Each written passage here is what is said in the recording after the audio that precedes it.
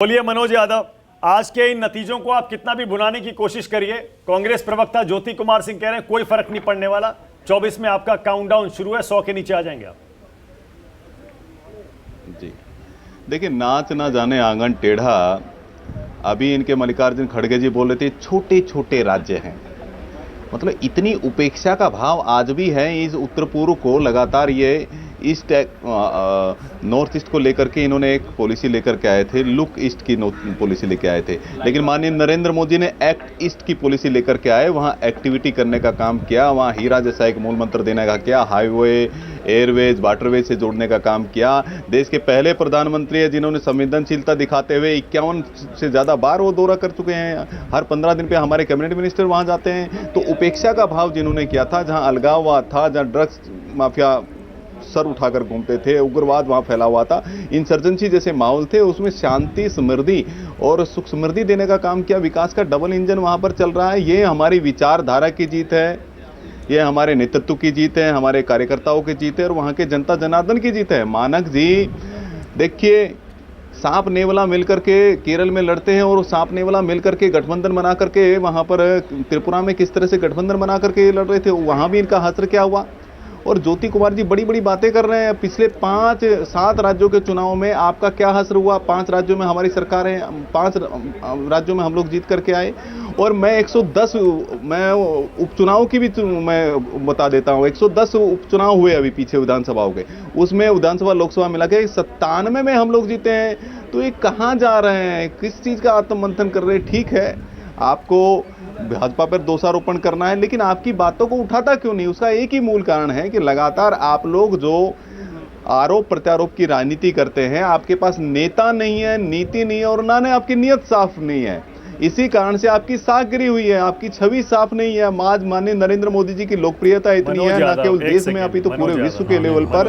एक सेकंड देखिए मनोज यादव, ये कहना बड़ा आसान है कि बीजेपी पूरे देश में लोकप्रिय है, नरेंद्र मोदी पूरे देश में लोकप्रिय हैं, जो हैं, लेकिन नॉर्थ ईस्ट में त्रिपुरा छोड़ दीजिए, उसके अलावा बाकी जो नॉर्थ ईस्टर्न स्टेट्स है वहां आप जूनियर पार्टनर है भाई।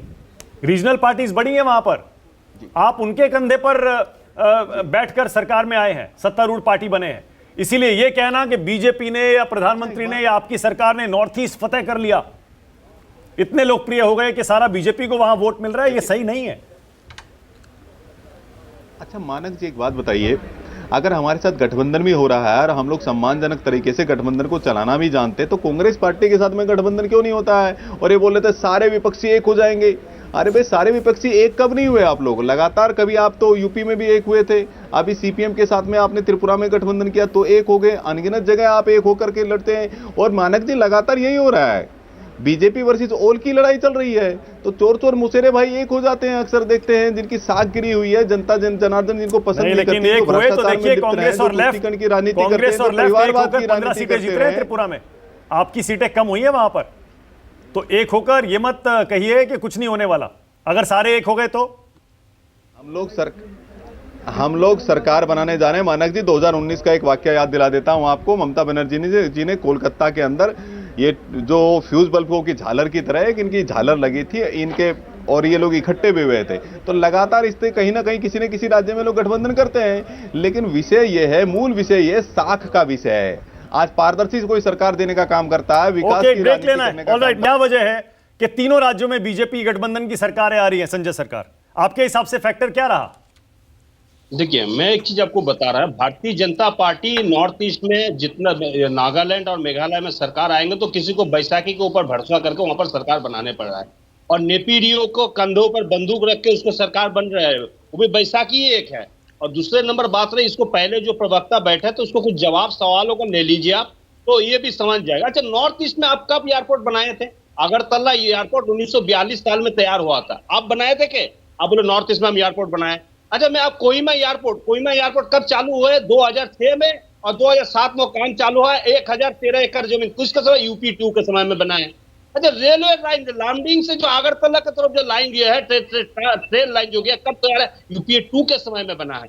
झूठ बोल के सरकार में चलना बहुत मुश्किल बात है। माननीय वर्ग, आप जानकारी रखिए। अच्छा, त्रिपुरा में कौन यूनिवर्सिटी आप बनाया बताइए। अरे भाई संजय, सरकार तो क्यों जीत रही है बीजेपी, यही तो मेरा सवाल है। आप कह रहे हैं कोई काम नहीं किया, तो जीत क्यों रहे हैं।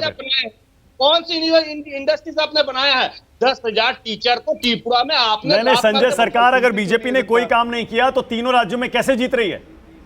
सुनिए, तीनों राज्यों में जीतने के कारण है विपक्ष को एक नहीं होने के कारण में जीत रहा है। अगर त्रिपुरा मोटा इनको साथ में आ जाते थे तो आज के तारीख में मैं बता रहा हूँ भारतीय जनता पार्टी त्रिपुरा में खाता खुल नहीं पाते। अरे भाई, तो ये तो विपक्ष की जिम्मेदारी हुई, इसके लिए बीजेपी जिम्मेदार कैसे? अगर विपक्ष एकजुट नहीं हुआ तो आपकी नाकामी है ना ये तो। मानक जी, हम विपक्षी को ही बोल रहे हैं, हम विपक्षी को ही बोल रहे हैं, हम दूसरे भारतीय जनता पार्टी को क्यों बोलने जाएंगे?